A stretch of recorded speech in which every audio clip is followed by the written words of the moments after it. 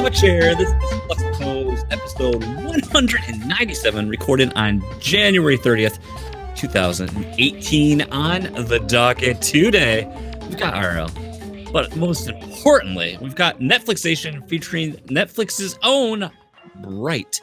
Get caught up on Whatchuplayin, featuring Sea of Thieves and Cuphead. Finally, I'm going to close out this here show with the community grab bag and that sweet, sweet, awkward finish. Thanks for listening. Thanks for watching. And enjoy the show.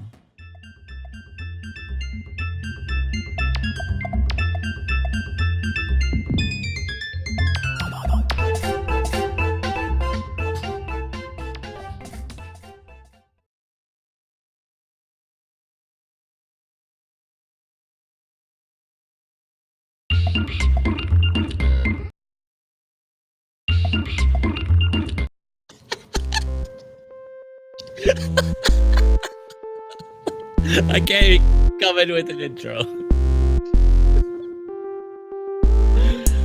Oh my goodness, Lucas is having so much fun tonight. He's having so much fun. Everything is falling to pieces on him, and I love it. Welcome to Fluxtaposed, episode 197. Happy to have you guys listening. Happy to have you watching. Most importantly, you know, you can forget about the State of the Union here in the U.S. tonight, and you can just hang out with us on the old YouTubes. And that's true. We don't need. We'll state our state of the Fluxtaposed Union.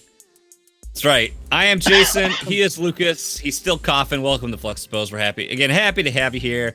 Yep. Got the good docket rundown. We've got all the things popping, all the stuff, all the dockets and the video and the flim flam and the jello pudding pop you see.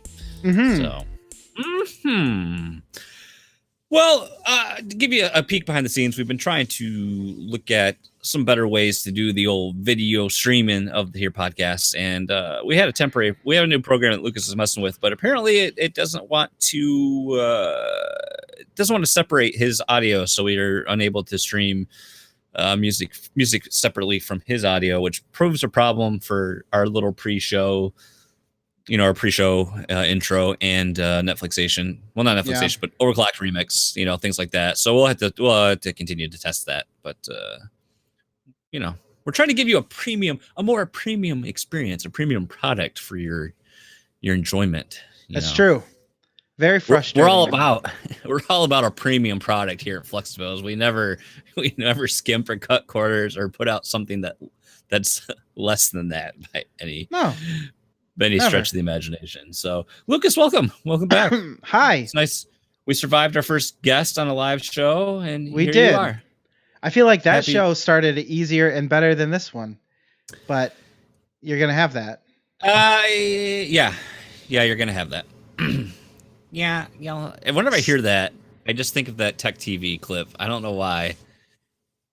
He doesn't even say you're going to have that, but he does. He does. For anyone unfamiliar, you need to look at, if you Google search, or just go on YouTube, do a YouTube search, go for Tech TV. I don't even know what do you call it? Like Ultimate Tech TV. A fail? I guess you could say fail. Fail. I have it right here. This guy has like a what is it? It's like a it's very the oldest old piece form of recording, I believe. Yeah, and it breaks right live on air. This is a one-of-a-kind piece. There's no other one like this particular one in the world, and you can see the tracks go this way, and it's really cool because it records much more accurately than. Oh, shit. Oh, my God. Well, that does happen every once in a while. That does happen. Can't be good. Are you done with that? Yeah, I'm done with that. Can happen. Apparently, we're really done with that one. Oh, my God. That's what would happen to us. That's our podcast in a nutshell, I think. Yeah. Shoot. Well, that's that. That's that. It's all ruined now. So, anywho, why don't we get the show going here? Let's talk a little IRL. Let's talk some fun. Let's talk what's going on, Lucas. Yeah, it's been a week. It's been a week in the life. It has. How you doing, buddy? I'm doing okay. Not a lot happening, but I did have one thing to talk about, and it's a little serious, but I think it'll be all right. Ooh, It's not. It doesn't have anything to do with my health for once, except for I stubbed my toe. You saw the picture of that. That was freaking. I did see That that. was the worst I've ever stubbed my toe. Half my. I don't know, the toe next to your pinky toe, your ring toe. Yeah, we'll call it the ring toe for lack of ring proper toe. definition. Ring toe sounds like something you would get from walking like barefoot in the gym or something. God, real bad case of ring toe. So we last Sunday we went to a class on dedication for like your Christian dedication, where you dedicate your child. And I didn't understand what it was at first. I thought it was dedicating your kid to like God, basically. Jason's Okay, I'll sinking lower and I'll come lower. back to the conversation. Okay. Well, no, I have no problems admitting that I'm not particularly religious, and I don't care if other people are. I really have no problem with it whatsoever. My wife is Christian. She's just recently getting back into like church and everything. Yeah, kind of Um, rediscovering that side of yeah, I think spirituality. that And happens a lot. You go through your 20s and it's like, well, I was forced to go to church when I was a kid, so you kind of don't want to anymore. But then you get older and you're like, you kind of realize the benefits of going to church, I suppose. So I don't if if you're not religious, if you are religious, whatever, I don't care. So we went to this class and it helped me understand exactly what it would be to dedicate Isaac to God, basically. And basically all you're saying is you're not saying you're raising him Christian, because that was my biggest fear, was like, oh no, I don't want to make that choice for him when he's not even old enough to talk, yet, Mhm. or at least really communicate something like that. Um, Yeah. but they said really more it's that you are telling the church that you're going to um, basically ask for God's help in raising your child, that you raise him uh, the right way, I guess, or I don't want to say the right way, but in a way that gives him a good set of morality and that type of thing. So um so sorry, go ahead. No, Oh, I was just agreeing with what you were saying. um sorry, Mike says then you have a kid and then you make them go. um so I struggled with that a bit, and I know this is a little heavy, but it's also it's real, quote unquote. So Well, yeah. I know some people struggle with that, and I have definitely struggled with am I Christian, am I agnostic, whatever. So after talking and meeting with the person who kind of handles all that, like does the information and does part of the dedication, doesn't actually do the dedication, but sets it up basically so that it runs smoothly. She was very much like I am, which was like she didn't have her kid dedicated until he was 8 because they weren't sure if they wanted to do it. Her husband's not religious, et cetera, et cetera. So I felt a lot more comfortable after meeting, and we're gonna do it in February, the end of February. We'll go up there and do it, which is it's a weird experience for me, or will be, because I'm not used Yeah. to Well, going yeah. to church really. Um, but what I thought it was is when you accept, they say like accept the Lord into your heart or whatever, and that actually was done to me at a very young age when I was like 10. I remember doing that, but I didn't know what it meant, and there were a lot of adults around, so I felt like I was expected to do it. And Hmm. so I think that's like where some of my hesitancy comes from with that type of thing. And so that's what I was thinking of, was like he was going to go up there and be like, you know, you're coming to church Ah, for the rest of your, I know this is Catholic, but you're coming to church for you're the rest of your signing the life or whatever. contract. You're in. Yep. First sin you do, get the hell out. You're going straight to hell. So yeah, it's very interesting. I would compare it almost to going to any other church of any other denomination outside of Christianity. Even that's how much I know about faith and religion in general. So, but like I told Danette, I said I would do it to support her decision, and because it's half her decision as well, and to support Isaac, because one day, that'll be an important question. Why doesn't Daddy come to church with us? Why doesn't he want to be? And I go every once in a while, so it's not. Why doesn't Daddy want to go to heaven? Right? Exactly. And I think people get that confused. We've had talks about it, not Danette and I, but also other people. Mhm. And I think it gets confused with like, oh, you're just lazy. You just don't want to go to church because you don't want to wake up in the morning. And it's like, no, it's an actual religious I don't want to wake up in belief. the morning, but that's not the reason why this time. Yeah, exactly. I feel weird if I don't personally believe something to take part in something of a religion that that I don't identify with. You know what I mean? It'd be like, to me, it'd be like no different than pretending like I was part of another culture, like rap culture or something like that. I'd just be like, yeah, I don't listen to rap music, but I really like the clothes Hey, or whatever. You didn't choose the thug life. The thug life chose you. That's okay? true. That's true. That's what you need to remember. That's true. I didn't want to bust those skulls and drink 40s, but I had to do it to survive, obviously. It's tough out there. I feel like I'm a better person for it. So on that note, yeah, so it'll happen. So I'll have some interesting things. They showed us an example. We'll be up there for like 5 minutes probably. So it's really no big deal. So yeah, we'll do it and that'll be that. And good thing you've done all this professional podcasting to prepare yourself for the inevitable public speaking that might take place during said event. Thankfully, no. All I have to say is we will. Do you agree? Yes, I do. Is that another Werner's you're showing tonight? No, this is Aldi's version of LaCroix. The cheap life. Yeah, the cheap water. You know what's sad about these? We don't often take our cans back to Aldi because it's just too much trouble. So I just kind of end up throwing them away half the time because they've cluttered. They've started. I don't even amassing. think the new Aldi that we go to even has a machine for returns. We have ours has one and it's like always broken. Yeah, that's the one in Jenison was like that. Yeah, always broken. Always broken.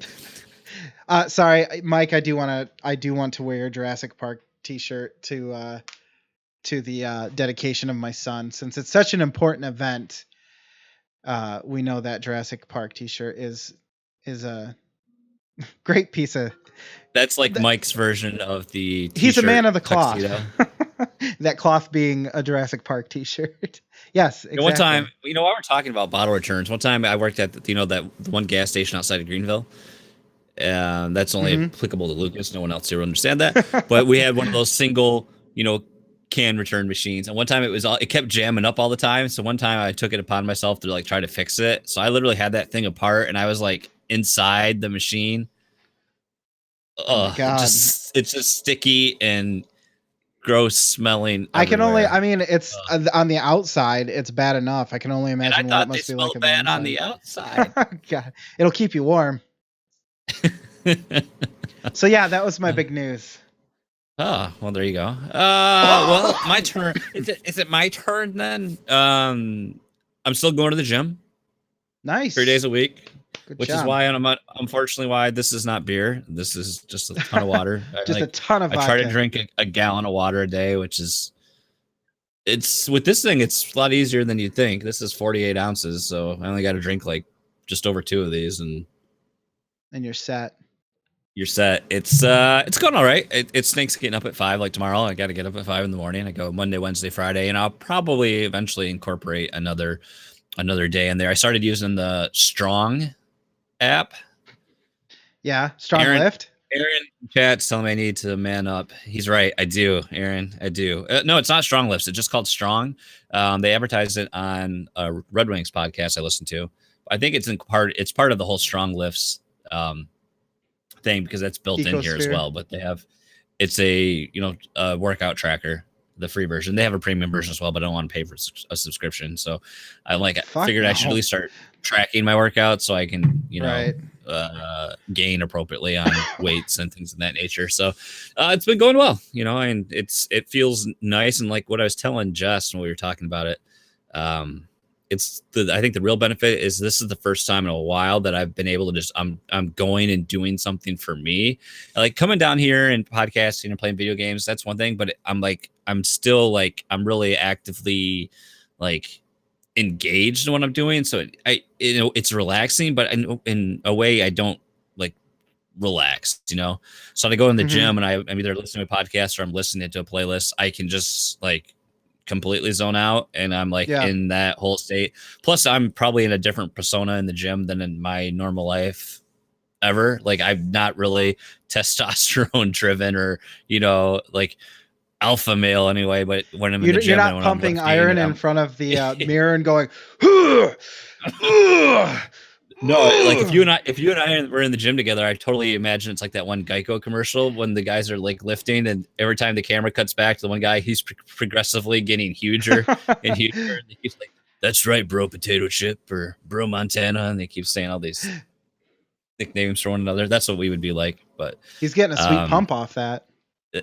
Exactly. So that's like the big benefit. I think it's time for me. It's like my own time, away from the family, away from the house, away from work, away from this desk, So I think that's a huge benefit of it. So I'm enjoying that side of things. And as the chat's pointed out, why work out if I'm not drinking to give me something to work out for? And I am still drinking. I haven't cut out beer altogether. I'm just not drinking tonight. I wanted to. I still have a couple of beers left. I still have a Miller High Life, I think. I mean, the Champagne. Whoa. Beer. What can I say? Moving on like that, I talked last week's episode about a date night with me and the wife. Let's just say that this went spectacularly wrong. Oh, yes. That reminds me of, We did not. So we made plans to go see I, Tonya. At the time before we went to see this, it was only playing at the Urban Institute of Contemporary Arts, which is located in downtown Grand Rapids, the city that Lucas and I reside in. Since that point, it is now playing in other theaters, so that opened it up. But we made plans. We're going to go downtown on Friday night. My mother-in-law came over. Aiden was in bed. Hop in the car. We go downtown. I think we got down there about 7:30. No, it's like 7:15. I think the showing started at 7:45ish, and the showing started at 8. We drove around for 20 minutes and could not find a single parking spot. That's why I hate going downtown. 20 minutes. We just drove laps around, downtown, just a series of one-way streets, and every parking lot or garage full within adequate walking distance. Like Jess isn't too comfortable walking long distances downtown because unfortunately there are some seedy spots in our downtown area, and you have a couple homeless missions here and there, and then we have a lot of panhandling that goes on. See, it just makes her uncomfortable being approached, especially at night, which I don't blame her, being approached by individuals. So we, kind of wanted to avoid that. So we were left with a limited window to park within, and then literally as we were driving around like 4 times, as we came around the corner, we saw the brake lights of a car that had just gotten a spot on the street side. So finally, like, we go down Ionia, which is where GRBC, the bar, the popular bar strip. We see a spot, so I go out across, do this big loop round, and come around through the one way, blah blah blah, do the turns, do the Hachiroku my way in. There's a spot, we pull in, park. Like, yes, we got one right out front, prime parking. Jess gets out her parking app, and it says unavailable. And sure enough, we look, and there's a sign, no parking between 7 p.m. and 3 a.m. We're like, son of a bitch. So we're just like, because by the time we would have found a spot, we wouldn't have had a spot. So we're like, forget it. So we ended up going out we already had eaten dinner. So we drove out into Hudsonville. There's this really good farm to table restaurant, fairly new, that we've had food from a couple times. I haven't been there yet. It's called Sonder. It's really good. All farm, like I said, farm to table. So we sat at the bar there, and I got we had we shared an appetizer, and then we got dessert, and they had a M43 on tap. So Nice. I had that, which I have to say I kind of prefer it out of the can. I didn't care for it on draft that much. I don't know. Maybe it's something with the way the flavors are out of the can, or maybe because it's too cold on tap. I don't know. That could be, yeah. But for our non-Michigander friends, that is an NE IPA. So Josh, it'd probably be a style that you would fancy. I had their Boss Tweed on tap, and I actually think I like that better. I haven't seen any beer except that from them, so I'm looking. I would love to try something else from that brewery. Similar style. I don't know what the difference is, or same style. And I think it's like part of that line because the can looks the same and everything. Okay. And there's one other one that they do that is also an NE IPA. Good stuff. Some advertising property. That's Old Nation. Yep. Brewing company, right? Yep. I can't remember what city they're out of here, but so that was good. The food was awesome. We had great dessert, and we still had a good time. So that was the important part. We kind of improvised and had. No, we will not speak of New England in this chat. Had fun right. on an evening that went less than stellar. It turns out Jeff Dunham was performing at the Van Andel. I was wondering what the hell was going on. So that's part of what was going on, and we looked up. There was like some other event going on as well. So it's just like whatever. So next time we said, well, next time I guess we'll just take an Uber or a Lyft, because by the time you pay for parking anyway, that's true. Yeah, might as well. So we might just do that, but then we'll probably get hit with their crazy fare hikes, but yeah, I guess it depends on the cost, but I guess that's one thing to do. And then you don't have to worry about driving afterwards. And then you don't have to worry about parking if you didn't drive a vehicle there in the first place. So. Or just go to a normal theater like everybody else and say your damn urban contemporary arts for well, that's the thing. Now I looked it up, and it's playing at the theater in the mall that's 5 minutes from my house. And it's like, what the hell? I was wondering about that because I remember you saying that, and when I was looking to go to a movie, I was like, oh, this is playing.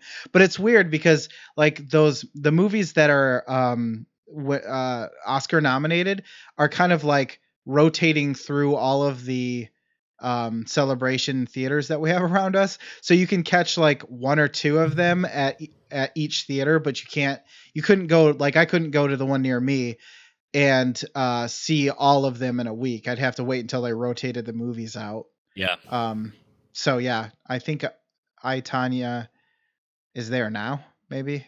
I don't know. But it was coming. It was coming to it was at Alpine, Rivertown, Celebration North. It was at a bunch of places last time I looked, so it's disappointing. But if worst case, Jess really wants to see it, so worst case, I'll just watch Aiden so she can go. And then last thing that happened, I had a bunch of family. Well, not a bunch of family, but I had my dad, my stepmom, my brother, his fiance, their son, which is my nephew, who is just barely a month old, and then my other brother came over for a little visit last Sunday, and then I did all the cooking. I got the grill out, I made burgers, and then entertaining my family really makes me anxious, and I was having like a mini panic attack just dealing with, because I'm getting the food out, I'm getting the food for the dog, I'm running out doing the grill, coming back, checking something else. It was just like I was trying to do way too many things at once, and I made the mistake of not reaching out to Jess to be like, hey, can you just help me out with something here? Instead, I'm like getting all the food, and then I'm serving all the food, and then everyone's eating, and I'm still running around doing everything. And it's like when finally everyone left, I was just like, just like, I don't want to move again ever at all off this couch. It's weird because like when Jess's family is over, I'm not like that, but with my family, I'm like, and I don't know. I think it's because like my family is like more loud and obnoxious and talks about horrible things, and and that you feel like literally Garrett came over, walks in, sits down on the floor, and then lifts his leg and rips one. I was just like, that didn't take long. Well, I'll never forget the night of my God, like I remember so many people just being like, can you stop farting, please? And he's like, my brother, I was raised this way too, but I like grew out of it at an appropriate age. But my dad very much thinks farts are fun. So my brother's 27 and still believes farting is the funnest thing to do. And just the more you can push one out, the better. It's, no offense to Garrett, but then sometimes he wonders why his marriage didn't quite work out. And Hey, babe. Yeah. Oh, that was a good one, honey. it's gotta get old, you know. It's gotta get old fast. So that's IRL for me. Booyah.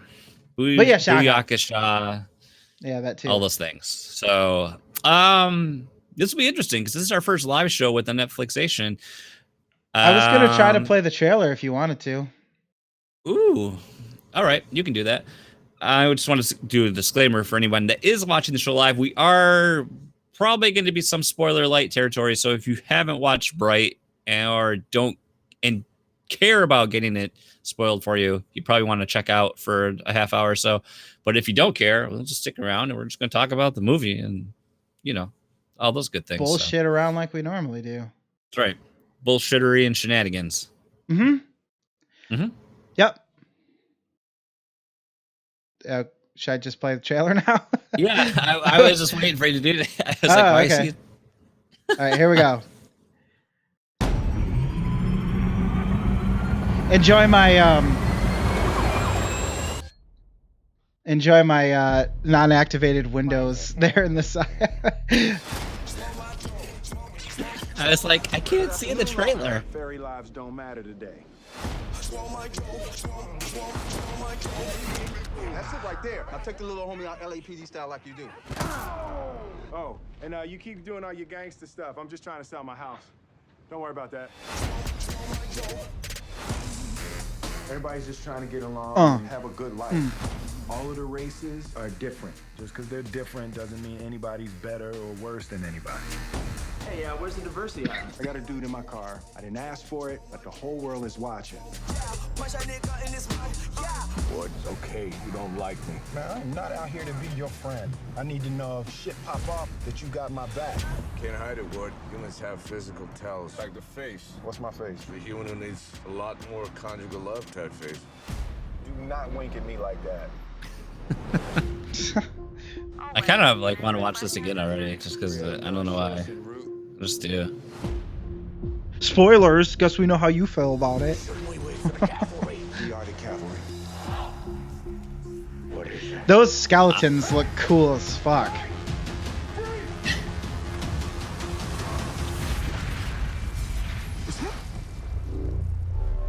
That's a magic wand. Yeah, I definitely agree with that. First, I was like, what skeletons is he even talking about? I was like, oh, those ones right there. Whatever you want. Well, yeah, not full skeletons. Dollars? You're not stealing that wine.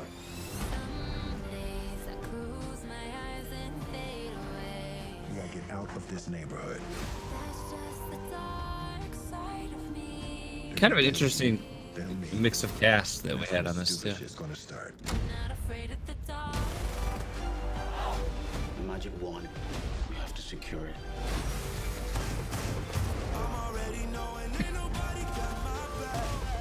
They don't teach that at the academy. No, they do not. They're gonna keep coming. Let's do it.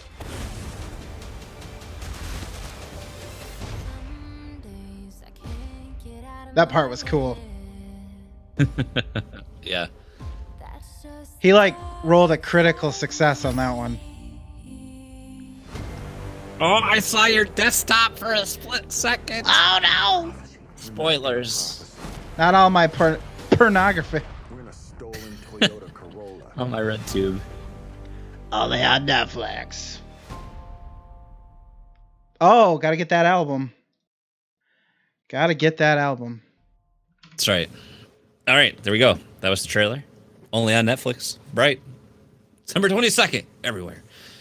Let's talk about that's it. what we watched. That's what we watched. We're going to talk about it now. So, again, it's your last warning. If you don't want spoilers for Bright, turn back now. Get out now. Get While you still out. can. This is not going to I go. was just gonna say that. You son of a the way bitch. you think. That's like the new Punch It Chewy for some reason, even though not as good, but Yeah. quite a bit more applicable, I guess. What about the next? Chewy. We're home. We're home. Okay, so as you can see, our Netflixation is Bright. Probably I think it's safe to say the first like big budget film Netflix original that we've seen released on the platform. Yeah. One of them anyway. I think. But yeah, so we're gonna get into it as we only do here on Fluxtaposed. It's been a while. We haven't done a Netflixation in a bit. It feels like. No, it's been a little over a month, I think. So we didn't. We skipped in December. So let us begin. As always, we like to give a little plot breakdown of the film. The trailer kind of sets it up pretty nicely. Will Smith's character is a cop recently returning to the LAPD after some time away from a injury sustained on duty, which was which they believe was due to negligence of his partner, which causes a big theme in this. He was getting a burrito. Come on, hey, man. You got it. Yeah, that's right. That's pretty key. And that comes up to a major theme of this film is the exploration of race relations and of that nature. But yes, so he returns to the force. They're out on patrol. They get called. They're like the first squad on that can respond to a call on scene, and then they uncover they discover a magic wand, which unravels this whole bigger plot twist of you're a wizard, Harry. Yeah, of a species of elf. Well, not she's not even a species of elf, but an elf that has the ability of what they call bright, which is what they refer to as magic users in this. Yeah, in this alternate doesn't have to be Los Angeles. an elf, but Doesn't have to be an elf. Usually is. Yeah. So there's I don't know. Then it basically becomes a chase film for the rest of it. You know, they're trying to protect her while avoiding the bad guys and all the zany antics that happen along the way. Before I forget to say this, it reminded me, because when you said chase, it's like The Warriors is mashed up with Fifth Element. and shit, yes. But then put Shadowrun on top of it. That's really good. Because it is, they get stuck in a city where they can't go too far because the wand won't let them. The wand doesn't let you get too far away from the owner, so they have to. They run about the city, getting chased by gangs, and everyone wants Warriors to kill them. Mixed with the Fifth Element, mixed with Shadowrun, with cops. There you go. That's the mashup. And that's why I was all sweaty. I thought one thing that bugged me a little bit was with the plot, well, the theme, I guess, was the way that they handled the racism. It felt a little heavy-handed. Like, oh, it definitely was. They could have cut like the first 10 minutes out, because I think nobody.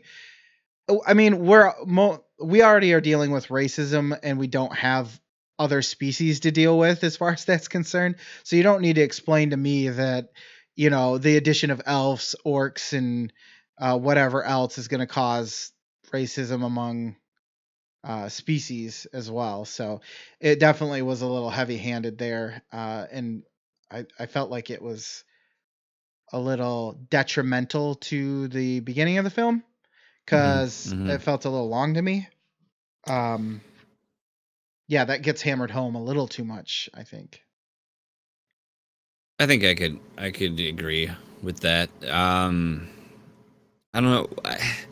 I think I was worried at like starting out, because you kind of get that, and from early reactions I saw from people chatting about this online, that, you know, like, is that going to be all this, you know, film tries to deal with? And I feel like it wasn't as, or maybe I just got used to it as the film progressed, but I felt like it wasn't. I guess it took a backseat a little bit as it went on. Yeah, I feel like it did. I just got caught up in the story or the action, and not that the story was a huge part of this movie, but I don't think it's definitely not a groundbreaking. You start to have fun though once it gets all the backstory and everything out of the way at the beginning. I feel like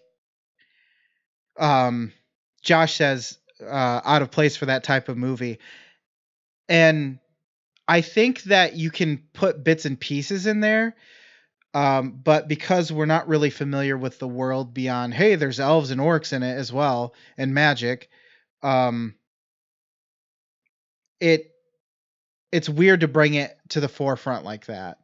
Like, it's weird to make that type of movie talking about racism as one of the two themes, I guess. One of the main themes of the movie. It's like, I don't know. It's just a little too weird to be like, let's stop worrying about racism in our world for a while, and we'll talk about racism in this fantasy world. So I could see if they put a little bit of that in there, but they leaned a little too much on it for my taste, and it was just a little bit weird. I felt like kind of an odd decision. Trying to put it in such a lighthearted setting like you do with the fantasy elements that can try to make it they can balance it out in that way, shape or form. Any other themes or anything like that you'd like to bring to notice? You're always much. I always defer to you because you're always much better at picking these out of films than myself personally. I mean, I don't know. Racism was such a big part of it that the rest of it is your typical, MacGuffin story about who's going to get the wand. Yeah. And I don't think necessarily that's where this, in the plot or any of the themes, that's not where this film shines for me at all. Honestly, I think the plot was pretty weak. It makes sense, but there's nothing new really going on. But it does set up some interesting interactions with stuff down the road, like with the acting and the characters and stuff. Yeah. So, well, let's just talk about the acting and the characters then. Say what you will about Will Smith, man. He's still got it. Yeah. I don't know. I feel bad because some of the early, I don't know what the local people feel about this, and I think it looks like critically it's been pretty harsh.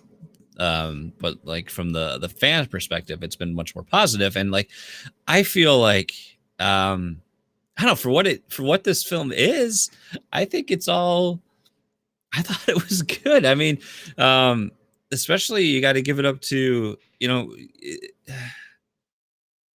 don't know. I just thought the acting was good, and I mean, I'm sure like some of the dialogue and stuff like that isn't like, mind blowing, but I mean, I thought it was believable for me, for everyone as their part. I mean, I think you got to give a huge shout out to Joel Edgerton for to just go through probably what the makeup routine he had to go through each day for shooting. But I mean, well, I'm sure emoting through that facial makeup is difficult, but he did a pretty good job, all things considered. Yeah, like Jacoby, I thought was one of the more interesting characters. I felt like unfortunately they didn't do a great job of.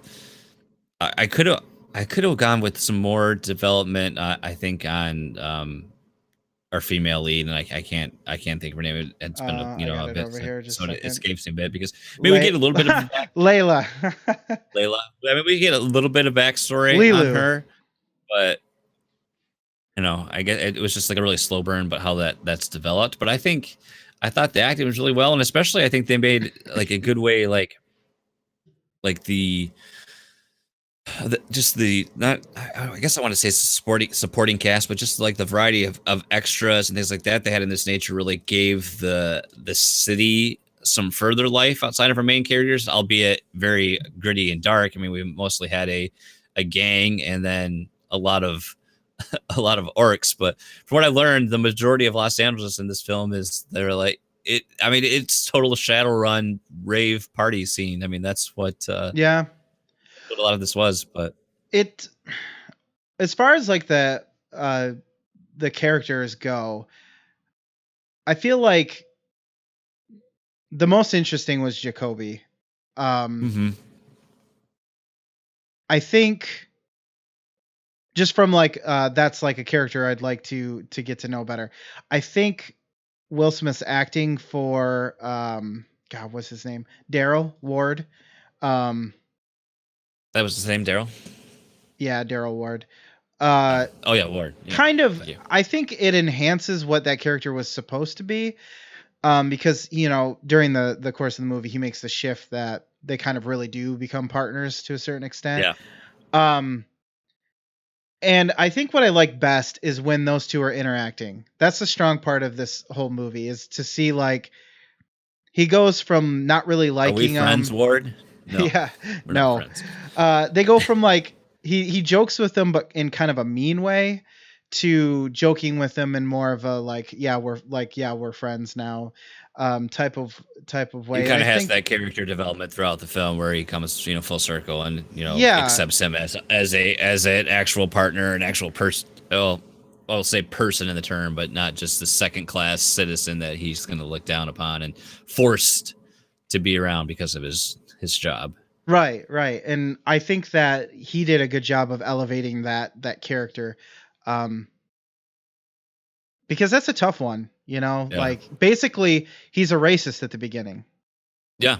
And it's like, it's easier to forgive that when it's an orc that you're talking about, that we don't have orcs, but I mean, essentially in this world, he's a racist and we have to come to like him.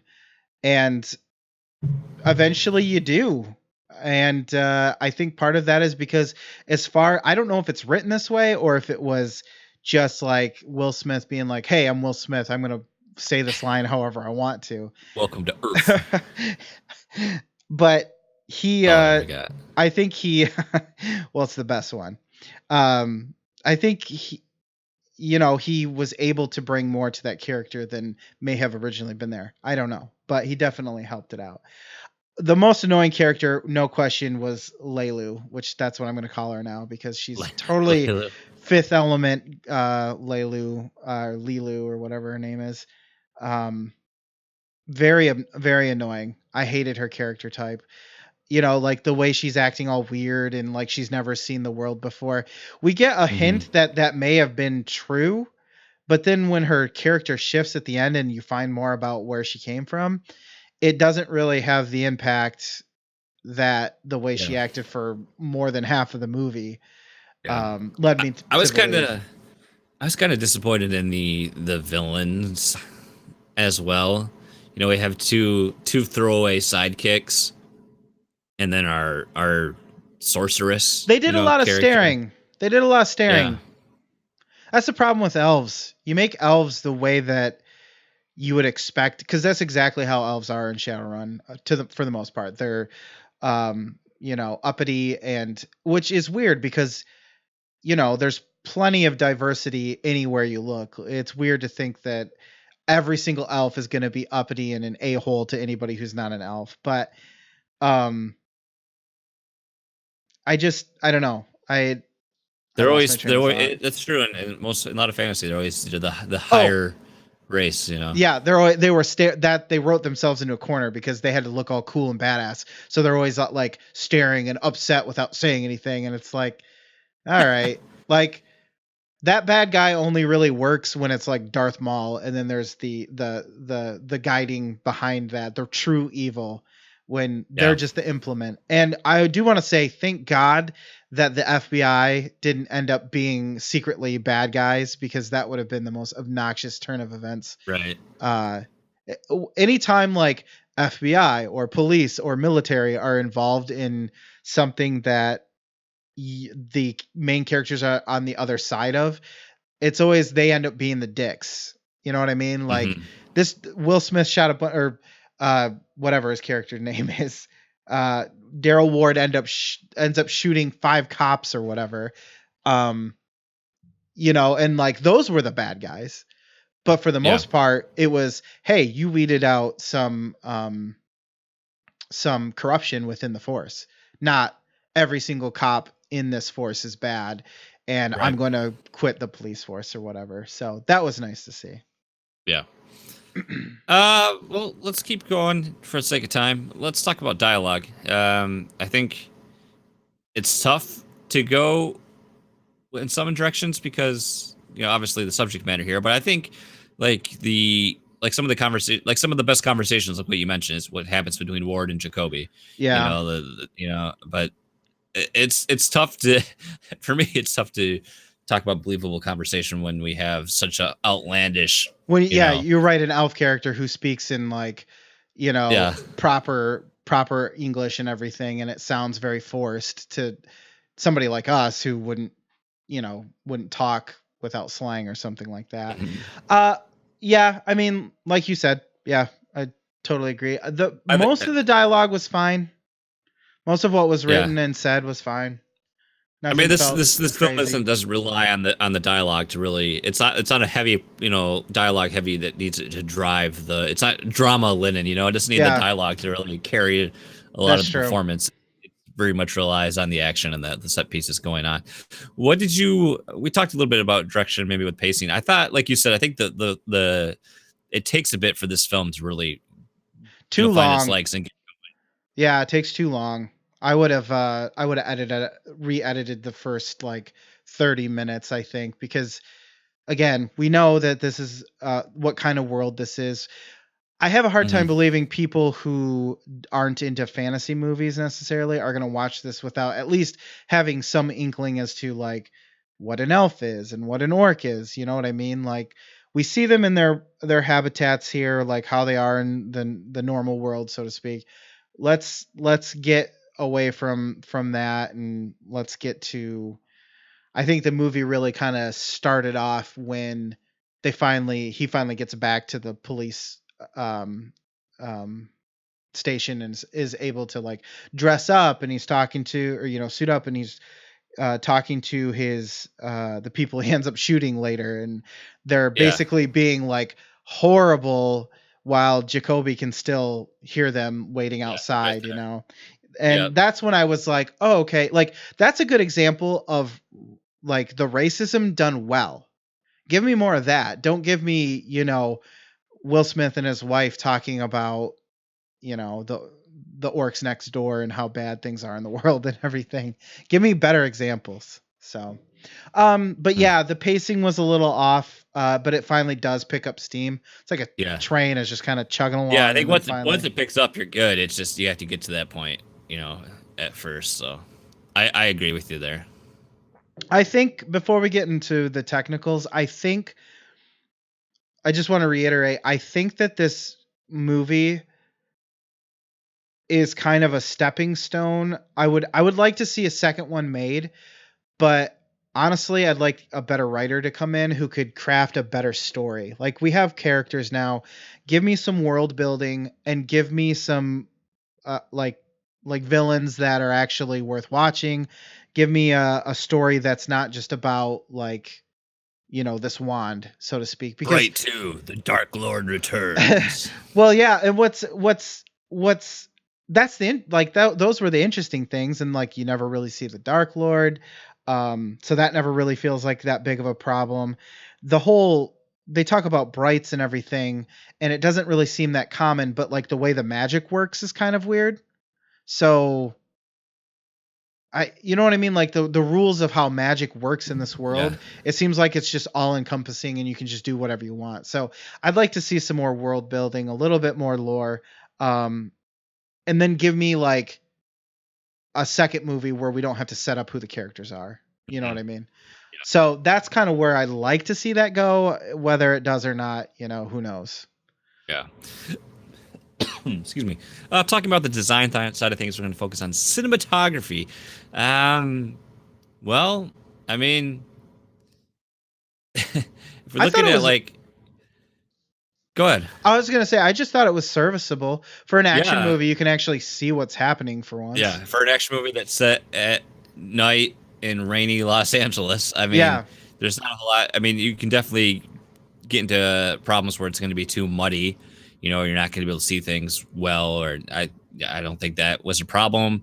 Nothing really. Here's the thing: nothing stood out to me as being as glaring one way or another. So I think that's a good thing, because I think that means it. You can like focus you said, on it was the movie. serviceable. It doesn't doesn't have an issue. I think it fit well. I thought the action, I liked the way things flowed when we did have the action sequences. Yeah, a little bit, Josh. Hey, he says reminiscent of Training Day, and it does. It feels more like Bad Boys 2 than it does Shadowrun 2049 or 43 or whatever. Yeah. 20XX. Production design, I think that is definitely a highlight of the film. The costumes, the makeup work. I think I love I like it would be really, because let's face it, what most people know orcs as, or, two probably heavy references now, especially since there was a movie, is Warcraft and Lord of the Lord of the Rings. Rings, yeah. And I think this does this is familiar feeling yet new. They didn't go down that same pathway, and I feel like they are similar in appearance from the Shadowrun orcs in terms of design. Yeah. Design, aren't they? Very, The only difference is that they didn't have hair. I would have liked to see them with hair. I know it seems weird, but it gives them a little bit more visual difference. And Yeah. I didn't like that idea at first, but then when you think of like, why wouldn't they have hair?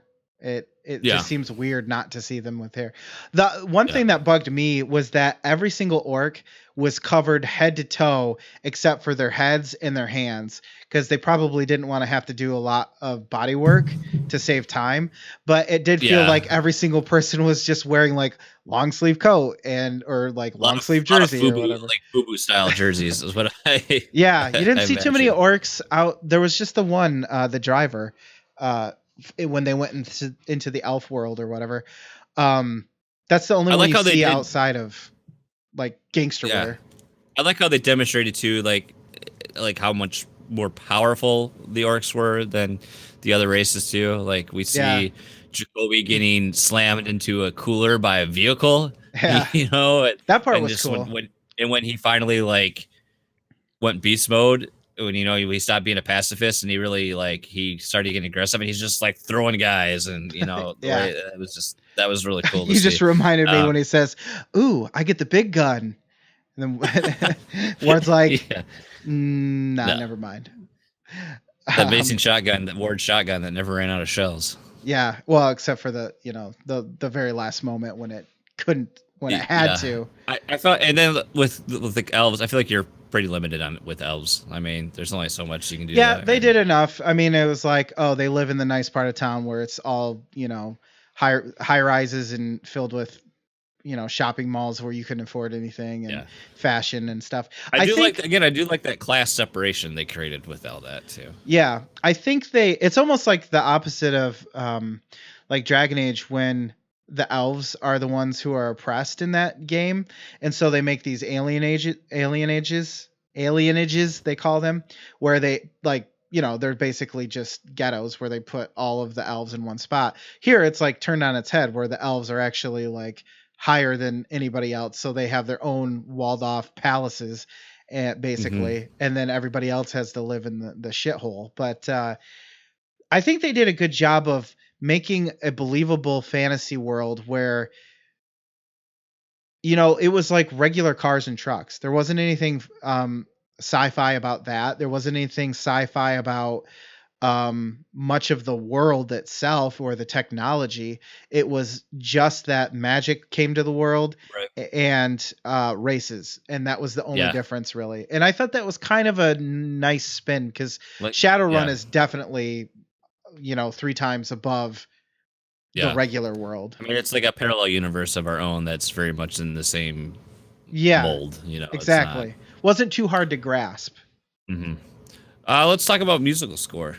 Again, for me, I don't remember much of the score. I don't it has honestly either. It has been a couple weeks since I watched it, so I think I'm gonna go the same thing like I talked with cinematography. If nothing is coming to my mind, that means it was all serviceable. Yeah. Yeah.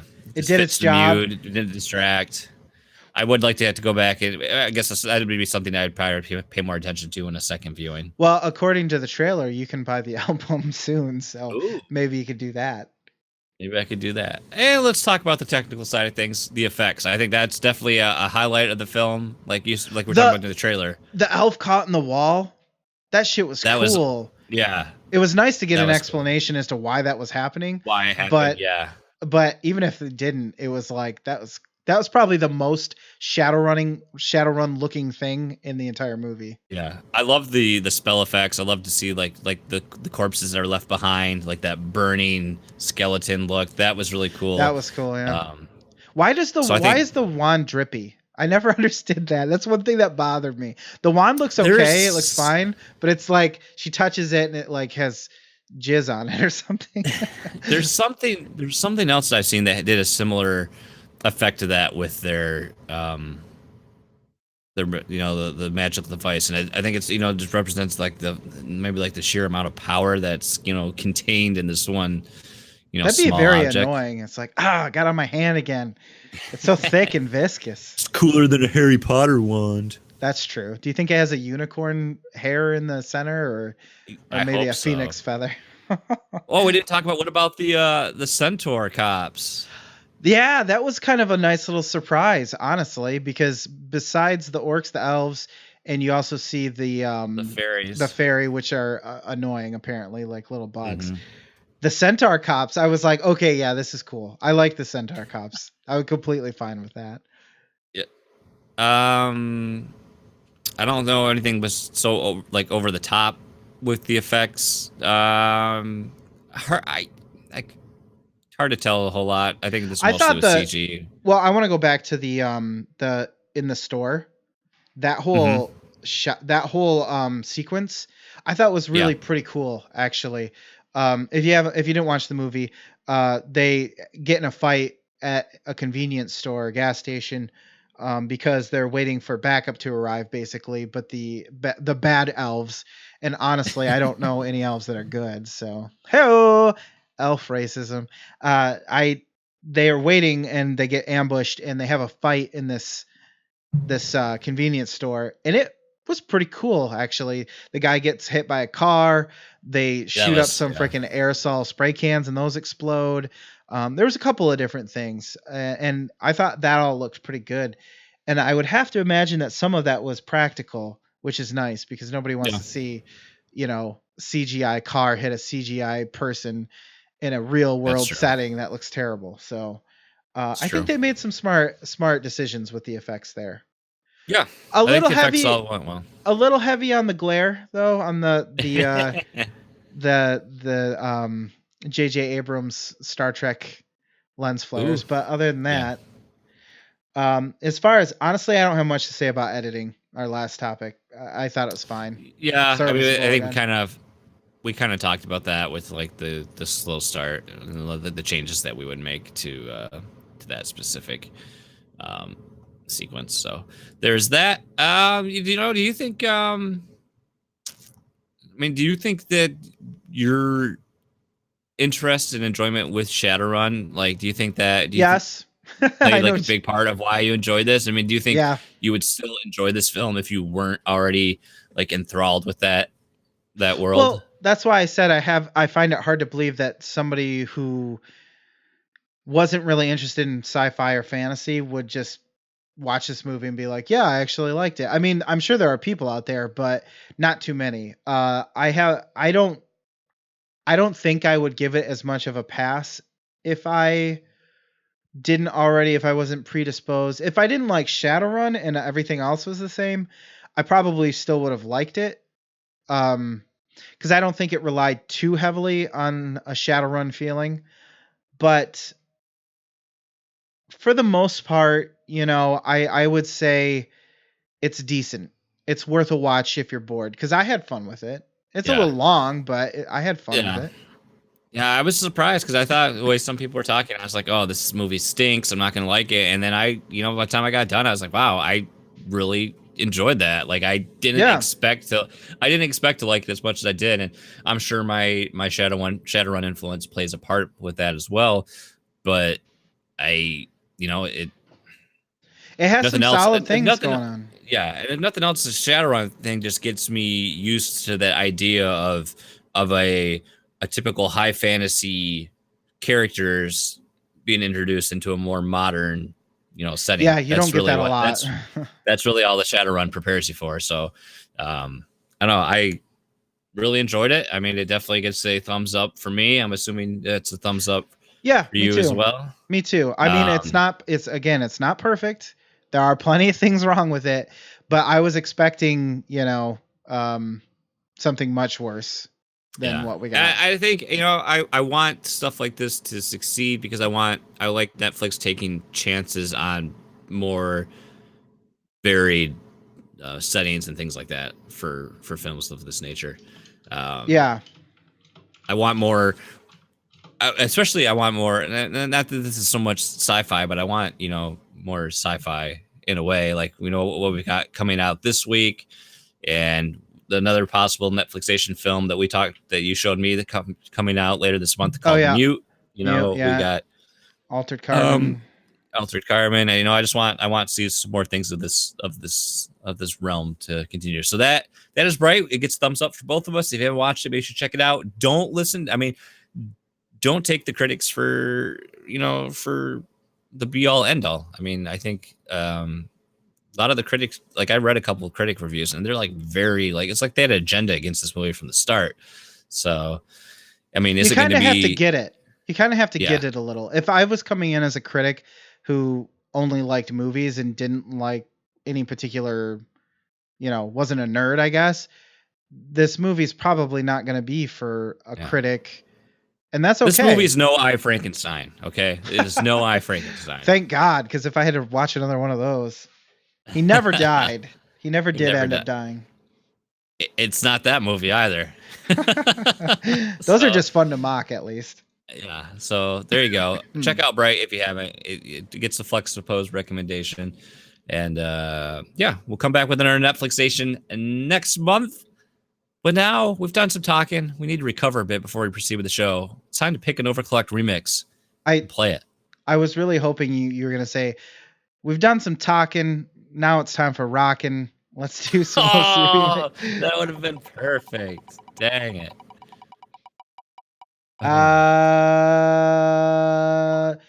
Numero 4, Jason. I closed my OC Remix website. Way to go. I didn't need it. Oh my God. When I was organizing. But I'm told that numero 4 is from Sonic the Hedgehog, and that is correct. Our remix tonight is from Sonic the Hedgehog 3. It's called Chromed Gadgetry. We have a bunch of people involved. Leandro Abreu, Andre Pastor, Hilton Lima, Leo Quinteo, and Marco Lima. This is what song we got from Sonic 3? I don't see. Also, if I go to details, I don't see what is the. I'm not sure what song from Sonic that's actually sampling. It's by the way, Chrome Gadget Zone. Oh, so that is actually the name. Okay, that is the name from the level. Okay, again, this is Sonic the Hedgehog 3, released in 1994 by Sega on the old Genesis. It was a favorite of mine. We're gonna play this remix, and if you want to find it and many more, you can check out ocremix.org. Again, this is Chromed Gadgetry. It's OC Remix. So we'll play the remix. It's 3.5 minutes of fun, and we'll be back for some What You Plan.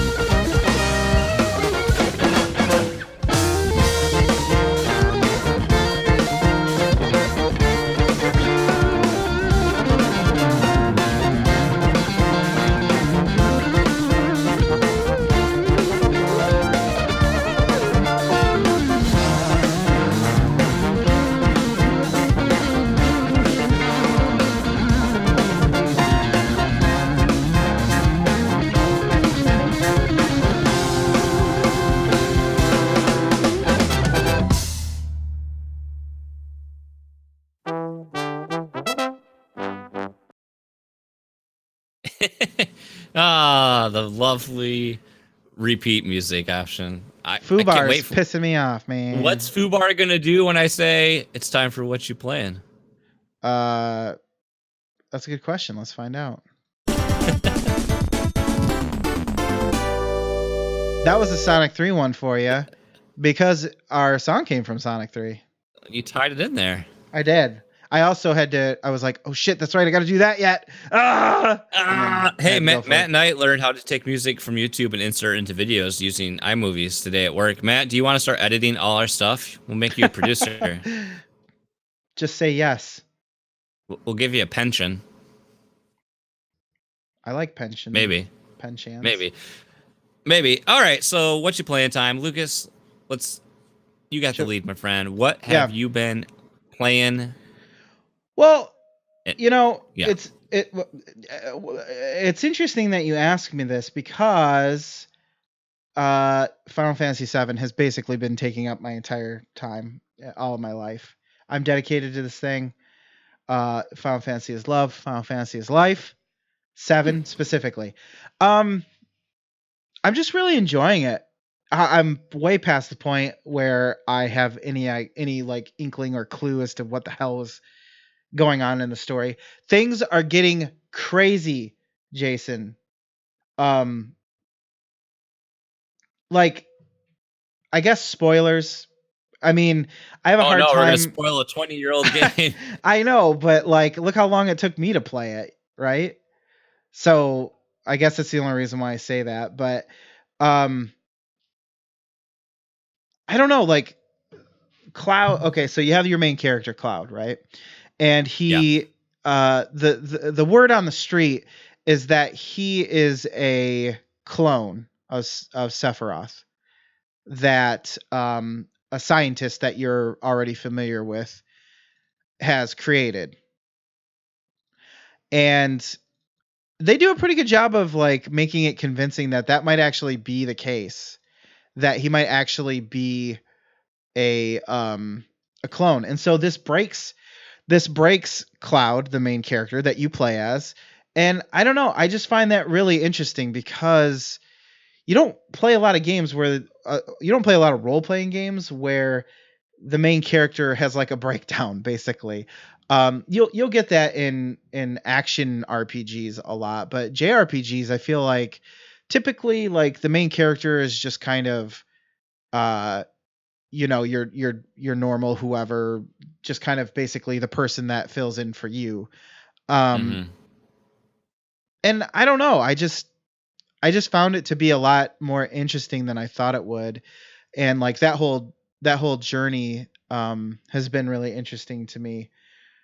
It's not something that you see a lot in games, especially that type of game. No. But of course, I got past the part where you see this, and you have to look at the stream, because when it pops up, because so the big part in this game is that a character that you can play in as your party dies. And if you'll notice, God, I haven't seen those graphics in a long time. If you'll notice, Sephiroth is standing in the background. Now, the difference between the PS1 version and the computer version is that for some reason they were apparently going to edit in mouths. Like, you can see Cloud has a mouth, and you can see that Sephiroth has a mouth. These do not animate at all. So he's just got his mouth. So he's just got this dumb gaped ass mouth. He just the whole time, and like you just arguably the most emotional part of the game, and then you see that after the FMV with Sephiroth going in the background. So I remember playing that though, and that even though in the in-game engine graphics were like, this is amazing, even though they're super blocky now, but back then it was like, gosh, I hope the remake is any good, and I hope it actually like delivers for people. But yeah, me too, because I don't know. There's a charm. There's a character about this one that there's a great story there. Like I was telling you, like I played this game when I was like 14, so it's crazy like how much of like some of the story that was probably like over my Over your head head. even at that point. So I'd be interested in how Yeah. much better I would understand a lot of it, going back to it Well, now. I always remember hearing about, so like going back to him being a clone. That's not true. That's just lies spread by Sephiroth. And what Mhm. actually happened, and what I remember is this character Zack. Like you hear about this character Zack. So what happens is basically Cloud has been lying about being in Soldier, which is the highest, like the highest rank you can get as an officer in Shinra, or the Shinra. Um, and he's been lying Wolverine. about it because Zack Zack and Sephiroth went back to his hometown. They were going in to investigate something, and that's when Sephiroth went crazy and he killed Zack. And Cloud, as a regular soldier at that time, basically took his sword and his identity and started. That's when he started lying about being in Soldier. Basically, stole Zack's life.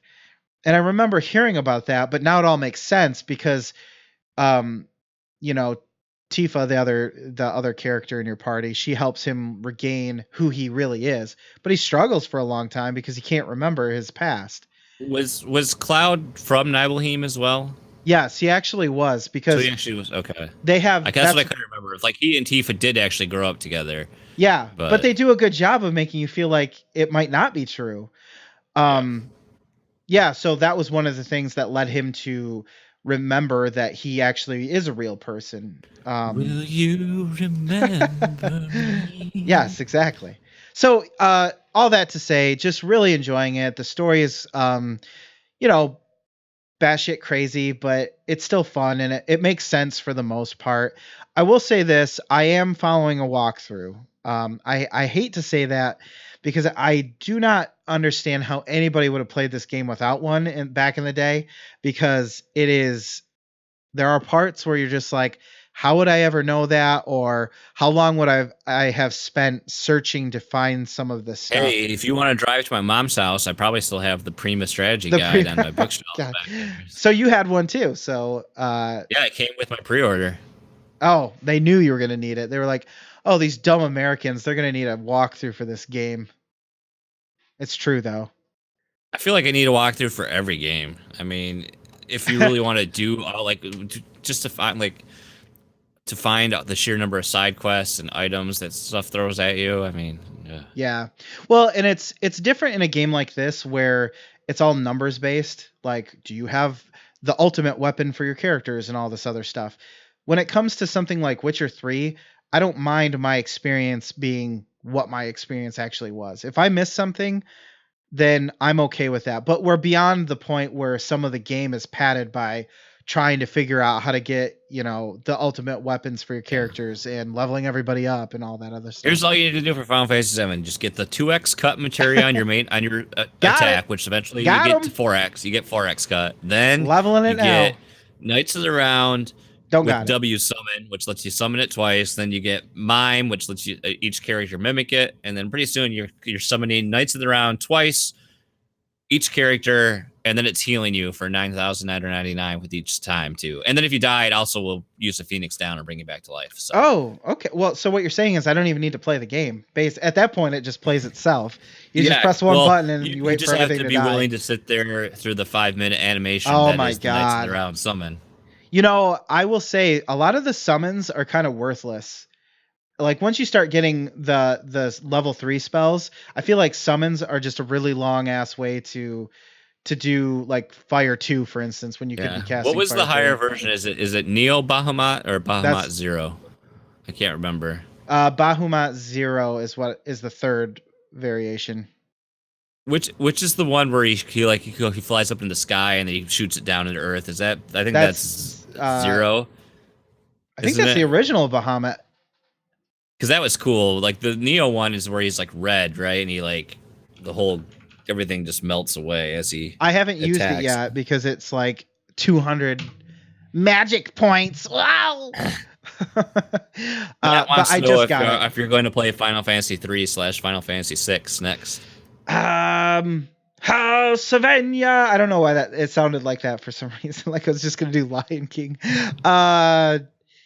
No, I think I'll probably do 9 next, and then possibly 8, and then I'll probably go back and do the old ones, or the 8 is only remake, I worth guess. play the card game because the card game in 8 was awesome, but the rest of that game sucks. I'm sorry, I'm not a fan. But Squall, Squall, Lionheart. Squall, the Adam's brother. wussy.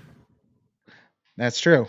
Well, that explains a lot then, because they've inherited traits from each other. So no, don't be a hater. 8 is fine. It's not as good as 7. Like, how do you follow 7? I mean, really? They I probably did would like the character, like the direction they went with the character design, and they tried to make it more realistic and everything, and that was cool. But it's weird to see like 3 different versions of Cloud and some of the other characters, because you have the normal version that you see, the like little chibi version, and then you see the regular version that you will see in FMVs and on the battle screen, which looks good. But then you'll also see, like, in FMVs every once in a while, there'll be the overworld version of the chibi version. So in FMVs it looks weird. You're not getting any support for Final Fantasy 8 in the chat. Everyone's standing against you. Oh, that's fine. I'm not saying it's good. I'm just saying I don't think I should skip it. I mean, it might be bad in retrospect. I never finished it. I didn't finish it or 9. I got to the very end of both games, and I just never finished them. I think I got the farthest in that game. And isn't there a queen? Like, towards the end of the disc, there's like some queen bitch. And I was too much of a homer for Final Fantasy 7, and it blinded my judgment and everything else. Like I said, how do you follow that one up? I honestly, going back and playing Final Fantasy 7, I don't think I played it as far as I thought I did. I think I just remember seeing it from other people playing it, like John, childhood friend, and I remember seeing him play it, and I think that's why I know some of these scenes, because the in between. I mean, if we really want to talk like weird stories in JRPGs, Xenogears, that story's messed up. Oh God, Xenogears was cool, but I would pay $50 for a remaster of Xenogears. I would pay $50 for an HD touch up. No, we need a remaster. Yeah, I was gonna say.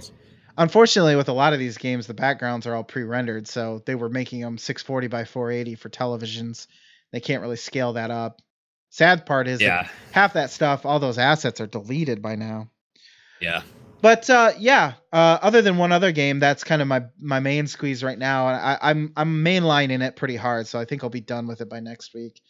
So I'll give my final overview of it and see if I actually just have rose-tinted glasses, or if it stands the test of time and is actually just as every bit as good as everyone remembers when they played it when they were 13 or whatever. Real quick, 2 movies. Stephen King flicks, as a matter of fact. I watched 1922, which was pretty good. It's all right. I mean, it's kind of a movie that you already know where it's going, but you watch it just kind of to see how it plays out. But you kind of already know what's going to happen. It was pretty good. I thought the acting was good. It definitely feels like a Stephen King novel. You get that feeling just the way, because the character talks in his head and narrates a little bit. My story. It's not like, I would say that it might be better than that movie. And then yes, Gerald's Game. I started it, but that one's quite a bit longer. Game?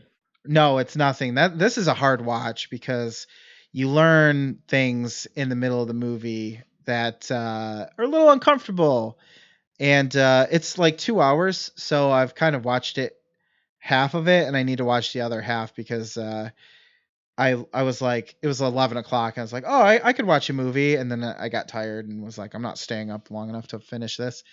So I'll watch the rest of it and talk about that one after. I haven't got that far, Josh. There's definitely parts, unless I'm misinterpreting what he's talking about, but there's definitely parts that are really gross, and there's also parts that are disturbing on an emotional level. But I do want to talk about, and I want to show, while I talk about it, a trailer for an anime. Yes, that's right. The guy who says all the time that he hates anime. Wait, this is like one of your Japanese animes? It's exactly like one of my Japanese animes, because I watched sorry, let me get this up above us. There we go. I watched 2 episodes of it. It's called Devilman Crybaby, and I only watched this because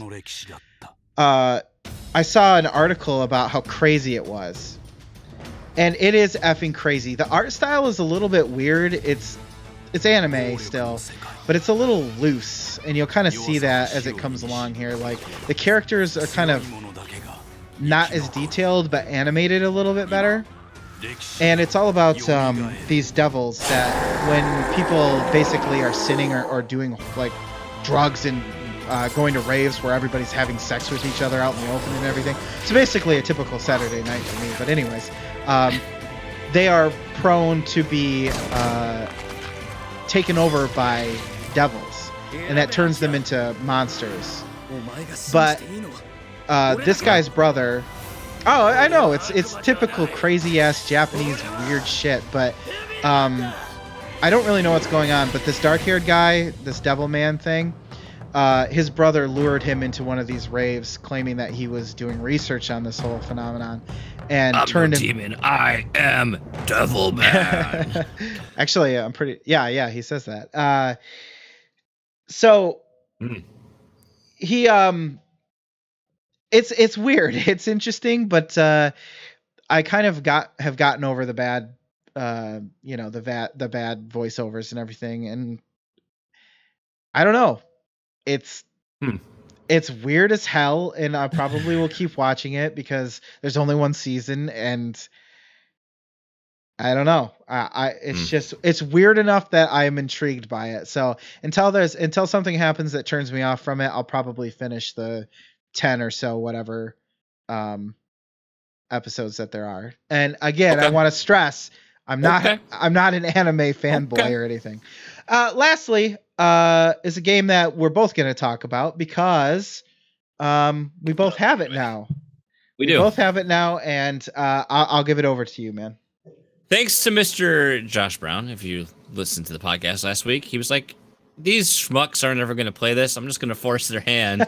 And I've heard the show. They never play anything new. Yeah, he was awesome enough, thanks again, Josh, to gift us copies of Cuphead, both for Xbox and Steam, respectively. And we jumped right in. I started playing, I had to download it that first night. So I think I started playing the next day.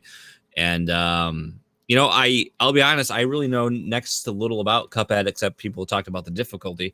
I wasn't familiar with the gameplay. It's the Dark Souls of boss battle platformers.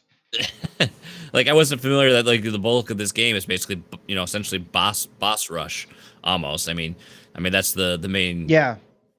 You have a couple of levels sprinkled here and there, but those are just for getting money, basically. Right, and you're just fighting bosses, and I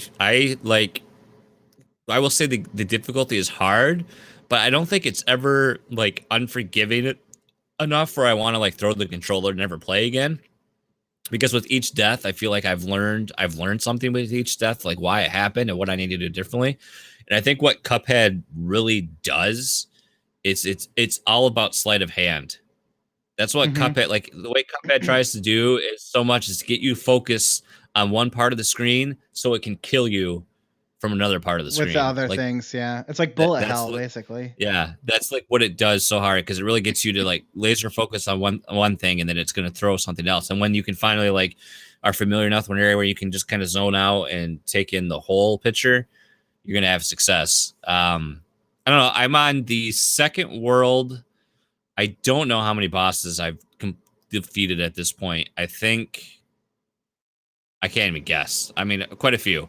There was one that I didn't think I was ever going to beat, and I finally did. And then again, I was playing one of the flying sections, and I was struggling with that, and then I got a perfect on him. So I was like, oh, okay, now I'm at a really bastard running. Was that the genie? Level. Yeah, I got. I'm on that guy. Genie. Oh my god. Wow.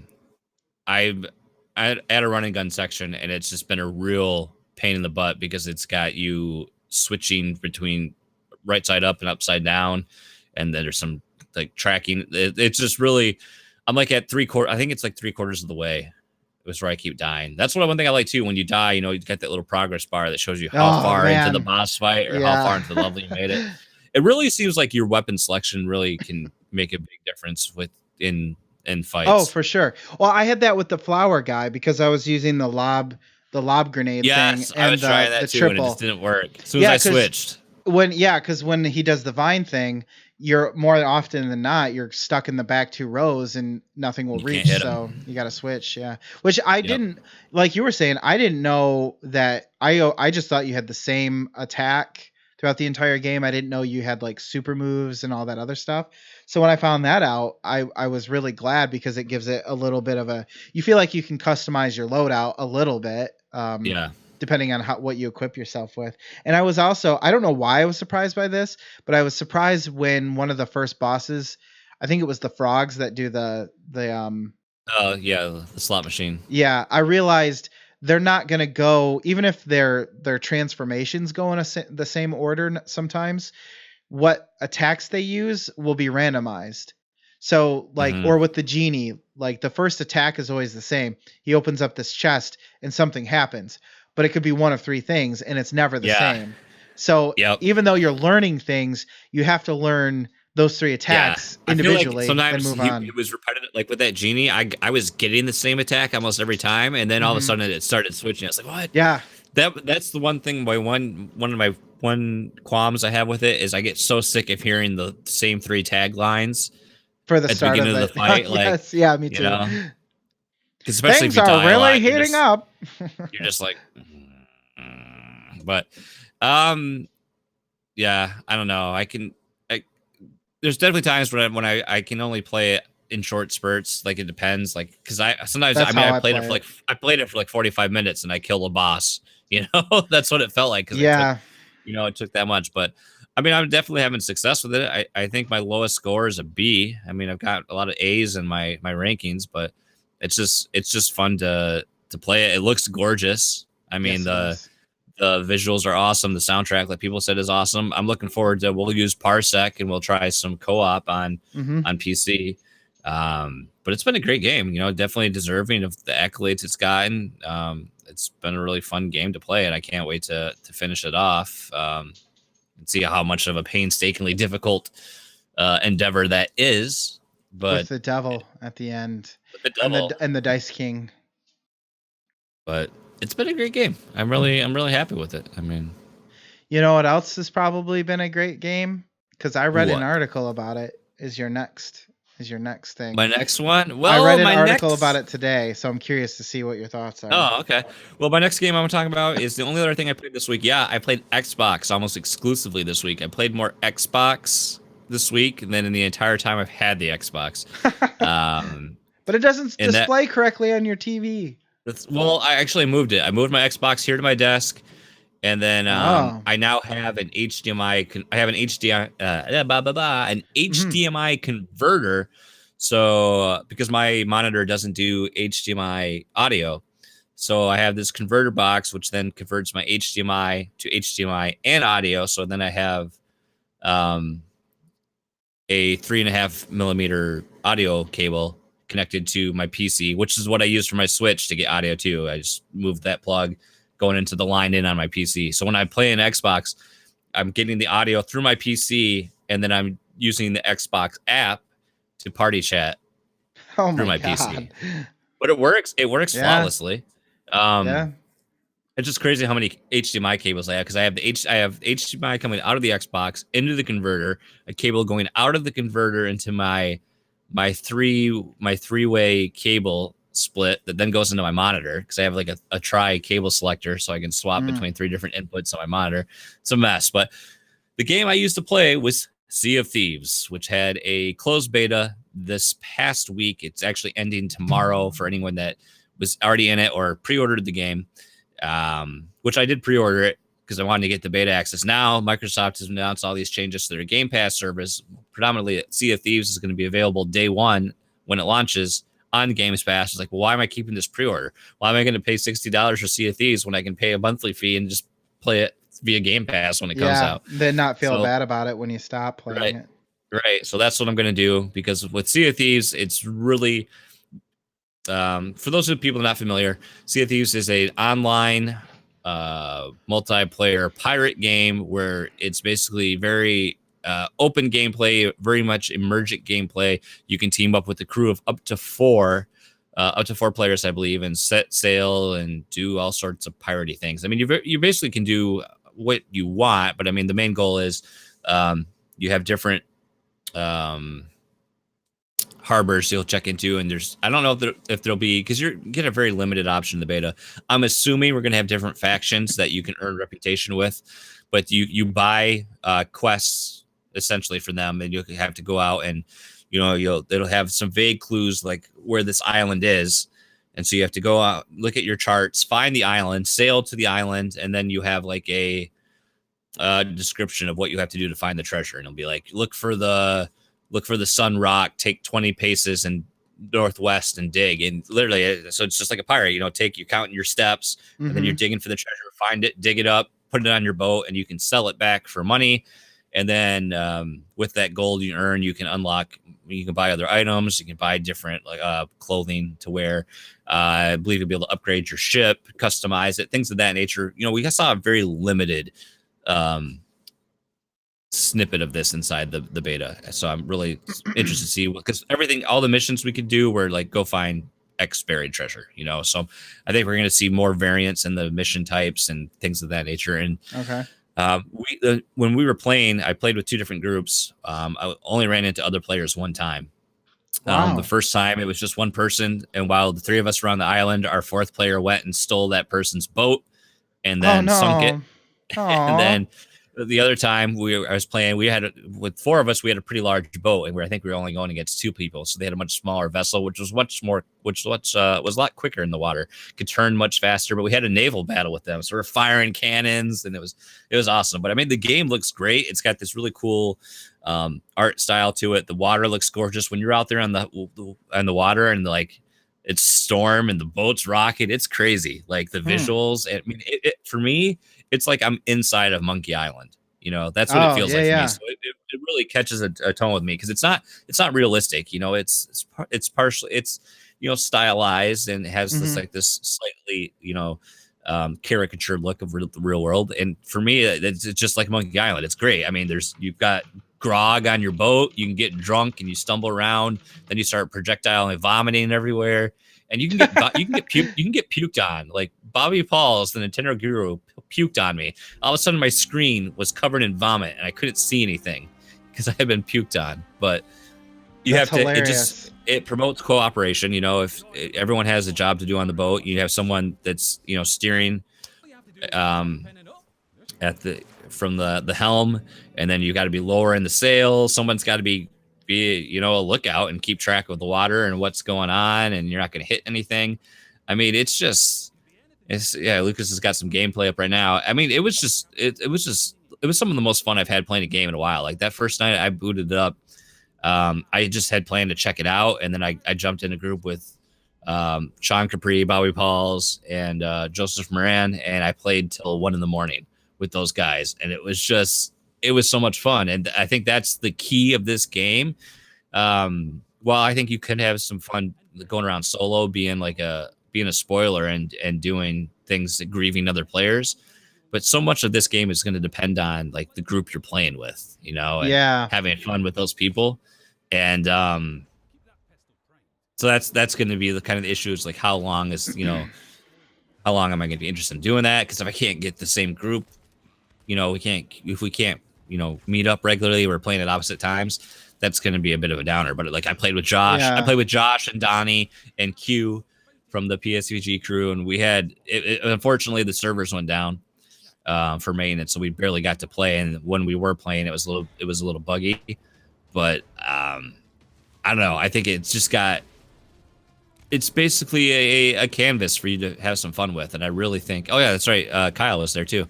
Thanks, Josh.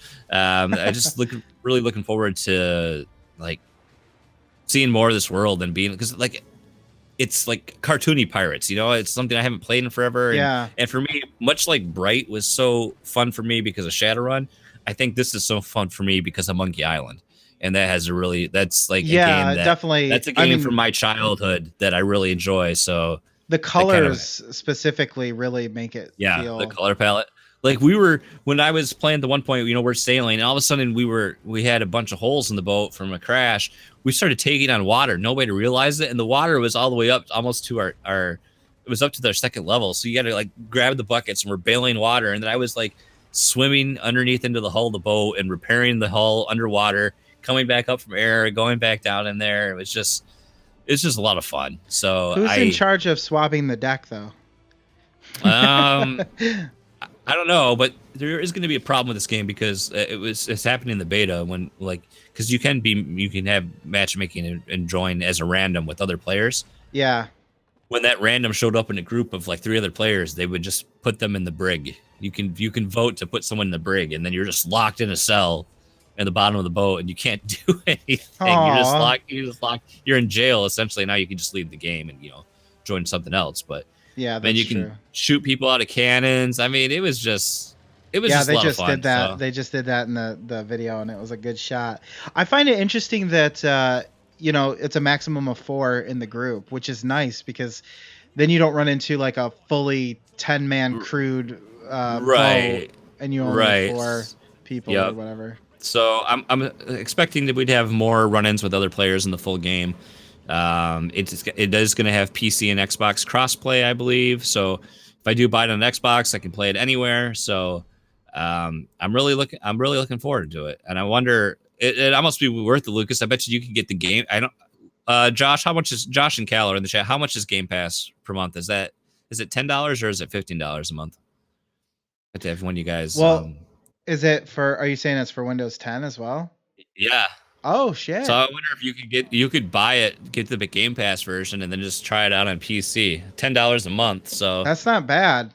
That's how much I pay for Movie Pass, and I'm hardly using that right now. So and you can get Josh says you can get 3 months for $25. So that was my logic. I'm going to take the $60 that I would have spent on this game, and I'm just going to turn that into how many months of Game Pass instead. So yeah, and then you might get something else that you didn't get a chance to play, but now you can. Yeah, so I'm looking forward to it. I just don't know, again, how long it's going to be something I'll play, but I think for the price of Game Pass, it's definitely worth trying out for a couple months. So yeah, for sure. The question is, it sucks, and then you're not really invested in it. I mean, it's hard to say because this is a beta. So I've seen some articles out there too, and it's just like, I think people are grasping it a lot from a little bit here. Mm-hmm. This is just like a small offering of what this game can do. It'll be really fun at the beginning, but then as you play it more, it's like that feeling wears off, and it's like, okay. I mean, what I got from this is like how much fun we had running around Rust with Rendo. Yeah. And some of those wacky things we were doing. That's what this game was like for me. It captures that same feeling because you just have that openness of being able to just do whatever, and I think being able to customize and things like that. It's going to have us a lot of fun, and I'm just looking like for me like sailing to these islands and it like.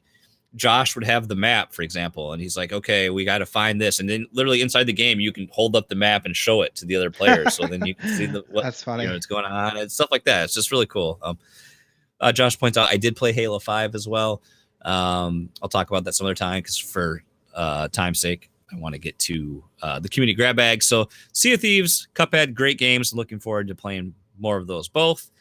With that said, it's time to do the community grab bag because we're running a little long and we got to wrap up the show. So it's getting long in the tooth, isn't it, Jason? As they say. Nope.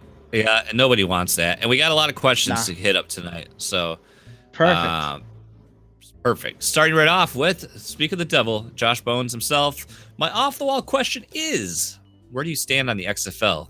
And would that opinion change if you found out that Trump is getting involved in it? Hashtag butts. Hashtag he hate me. I think right now I think if there's any chance for another league to succeed, I think now is the perfect time. Because there's a lot of public opinion like against the NFL and just a lot of the decisions they make and how they run the league. I think there's also some dissent amongst players with how the NFL is run. And I think with where technology is and streaming and social media, I think something like the XFL can be a lot more popular because of that. You can reach people more than just, from one simple like TV network television broadcast, deal, like what they had back then. So I welcome it. I'm looking forward to 2020 to see what we'll get. The main thing is they have to put an entertaining product on the field. I mean, let's face it, the XFL was not good football. and the talent caliber really showed. And so that's going to be interesting to see is like what we're going to get there. When is the season going to take place? Because you couldn't have it start before the NFL, because then players that were going to try to possibly make it in the NFL aren't going to be risky injury playing in the XFL. Yeah, that's true. Lucas, I've rambled a bit. What's your opinion on it? Well, I guess I'm fine with it. Like you said, it's got to be entertaining. I do say, I feel like with professional sports that if we have a team here in state, I have to root for them. Who else am I going to root for, right?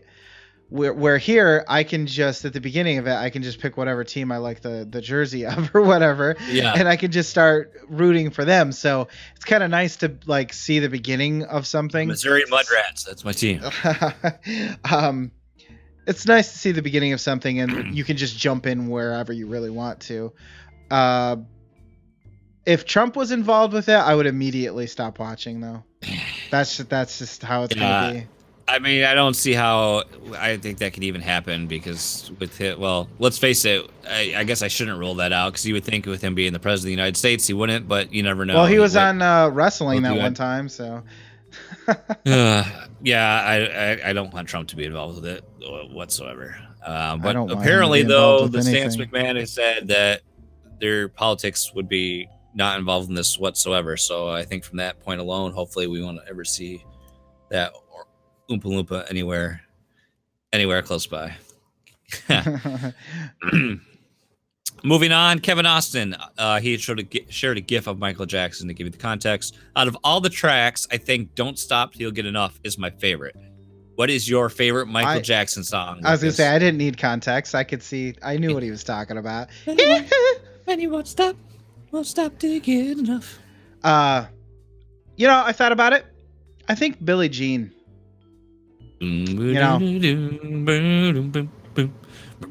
That's not Billie Jean. Oh yeah, it is.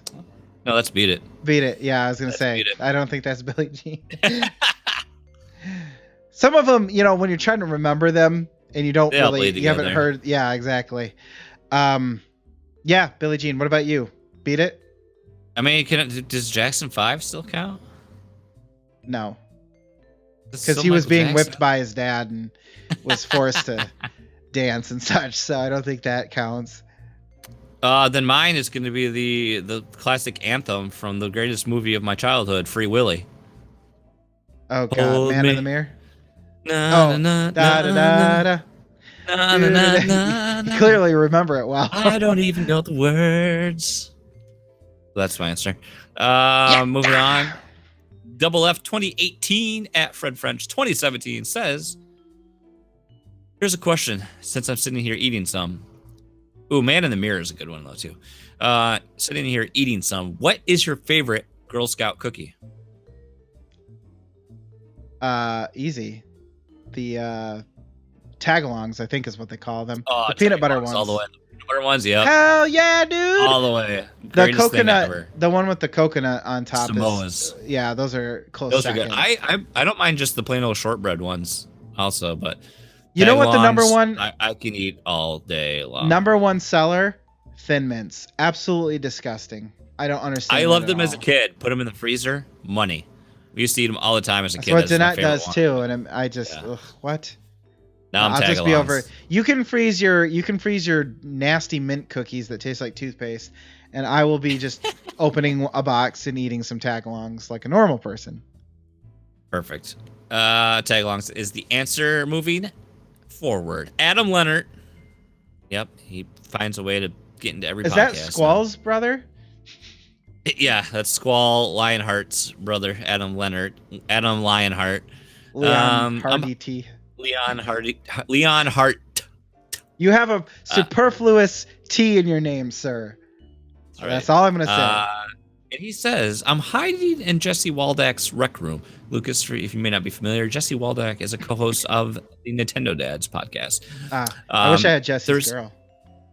There's an awful lot of Cheez-It boxes in here, like a freakish amount of Cheez-Its. Do you think I should eat some of these Cheez-Its? Also, do you think it's legal to secretly live in Jesse Waldak's rec room? Well, I'll tell you one thing, brother. Ooh. I'll tell you one thing, brother. If they're Parmesan or regular Cheez-Its, then you should eat some. If they're any of those other crazy ass flavors, get out of here. Get out of here. Check the dates. Make sure they're not expired, Adam. Do that Oh, that's first. true. Yeah. In terms of legality, I mean, I would check. Jesse's in Kansas City, I believe. So check the squatter rules and regulations. The local municipal. I think if you've just been in there for long enough, I think you're basically going to be covered as a tenant. And yeah, they basically just can't remove. I think you can claim anything that you can pick up as yours as well, because possession is 9/10 of the law. So, you just pick something up and it's mine now. It's in my possession. I own it. Obviously, he has to pick up the rec room. No, he can pick up anything in it. Have you seen Adam's puny arms? He can't do that. They're suited for drawing. Let's just put it that way. I'm surprised he can pick up the pencil, let alone, a Funko Pop. I will say, you could always subscribe to the idea that legality it's only illegal if someone knows that you're doing it. So Truth. I like it. Graham, power listener, Graham. G-Ham Ox 14. Any game that you flat out thought looked awful, which turned out to be fun once you actually tried it. Once you had a go at it. It's gonna be a tough one. You won't believe mine. Okay. Well then. Awesome Knots. Really? You thought it was gonna be terrible? I had no idea what it was. I thought it was just gonna be some crappy. I thought it was a single player, really crappy platformer that you had like a team of people you could switch between. Had no idea what it was. Then I started playing the demo and I was like, or the tutorial. I was like, oh, this is like online. Okay. And then I played it. And I was like, the rest is history. It became my love affair of gaming for like 2.5 years. And anytime I fire it up, I could boot it up right now and I still love it. But yeah, I thought it was going to be a complete piece of trash, All right. Yeah, I could see that. I can see that. I mean, it's not exactly a AAA experience or anything. No. I guess I'd have to go with a recent one that I played and beat, which was The Evil Within, because I thought it wasn't going to be that great. I started playing it and I didn't think it was that great. And then I was like, I should just finish it because I like the idea of it more than playing it, I guess. And then I turned the corner and I ended up like, it's one of my favorite survival horror franchises. So, I mean, say what you will. That's that, and I don't know what you want from me. Backlog Buster Trash Turkey at Trash Turkey. What kind of soda pop are you? I'm Tahitian Treat. He also had a secondary question, which was why come up with another name for soda or pop, name our own. But I'm just gonna go with this first one because I was too lazy to record it. I call it Fatty Juice. So. So since we're from Michigan, I have to be Rockin' Rye. You're rocking and Ryan? Yeah, I got to celebrate that Fago connection with my ICP and my Juggalos. Nice. Because Kevin Austin's a Juggalo. I bet you didn't know that. Everyone knows Red. That's what he does on his weekend. Everyone knows Red Pop is where it's at. So. Moon Mist. Yes. Dr. Oh God, what was the knockoff Dr. Pepper? Was it Dr. Pop? That was the one that was sold at Save-A-Lot. Oh God. Or Mountain Holler. That's another Save-A-Lot. Great one. I think I'm a cream soda of some sort. Goes down smooth.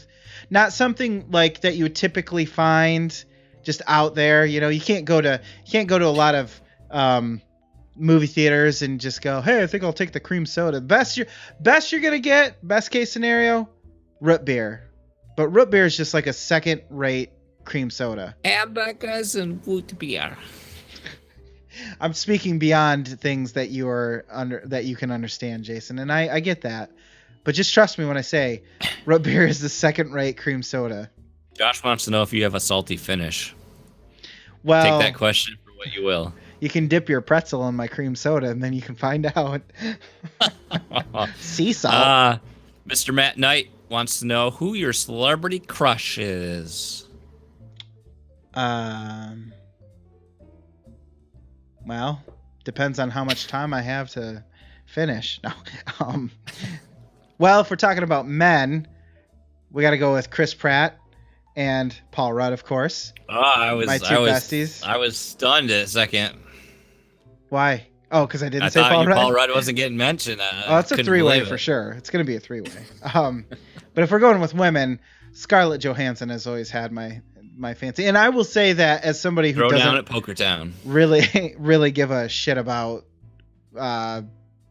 celebrities and what they do and et cetera. So yeah, celebrity crush is always something I've kind of struggled with because I've never really I don't know, I've never gravitated towards one, but probably Halle Berry. Probably if I had to give an answer, it'd be Reba McEntire. But probably be being honest, it'd probably be Zooey Deschanel, I think. That kind of makes sense because I like my brunettes. Yeah, I was gonna say similar style to your wife in a way. My wife. That got weird, didn't it? It got a little weird there. Yeah, this podcast. I didn't say anything that seemed weird, but then it kind of turned weird. And then that's right. She never listens this far into the podcast anyway. She does barely anyone? Makes it through IRL? So that's true.